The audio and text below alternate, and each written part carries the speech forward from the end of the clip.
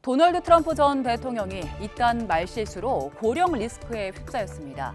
지난달 뉴햄프셔주 유세에서 팔레스타인 무장단체 하마스를 여러 차례 병아리 콩을 으깨서 만든 중동 음식인 허머스라고 불렀는데요. 또 유세 지역의 이름을 헷갈린 실수도 있었습니다. 아이오와주 수시티에서 연설을 하던 중이었습니다. 그런데 트럼프는 수폴스에서 인사를 전한다고 했습니다. 수폴스는 수시티에서 120km 정도 떨어진 사우스 다코타주에 있는 지역입니다. 이뿐만이 아닙니다. 최근 한 집회에서는 본인이 대선에서 버락 오바마 대통령을 이겼다고 말하기도 했는데요. 지난 2016년 대선에서는 힐러리 클린턴 전 국무장관을 이겨서 트럼프 대통령이 됐고요. 그리고 지난 2020년 대선에서는 바이든 대통령에게 졌죠.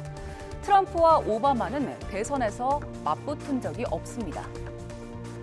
트럼프에 이어 공화당 2위 경선 주자인 론 디센티스 플로리다 주지사는 예전의 트럼프가 아니라며 트럼프의 나이를 에둘러서 공격했습니다.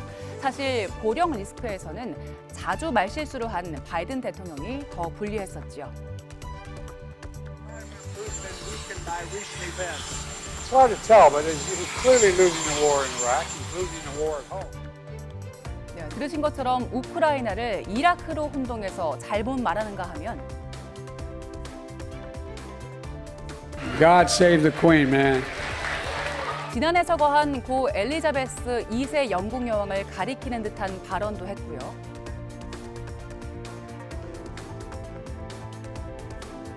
I think she was going to be here to help make this a reality. 또 교통사고로 숨진 의원을 공개석상에서 찾기도 합니다. 제키 의원은 애도 성명을 바이든 본인이 직접 발표했었습니다. 올해 81세 바이든과 그리고 77세 트럼프, 불과 4살 차이입니다. 내년 미국 대선에 강력한 두 후보 모두 고령 리스크에서 자유로울 수 없는데요. 나이 측면에서 바이든 대통령이 더 손해를 보긴 합니다. 응답자의 73%는 바이든 대통령이 재선에 도전하기에는 너무 나이가 많다고 답했는데요. 또 트럼프 전 대통령의 나이를 문제 삼은 응답자도 47% 정도였습니다.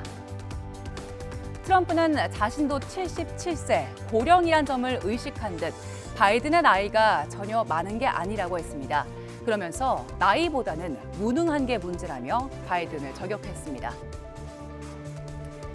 바이든과 트럼프의 리턴 매치가 성사된다면 누가 당선되든 임기 중 80대 대통령이 되는데요.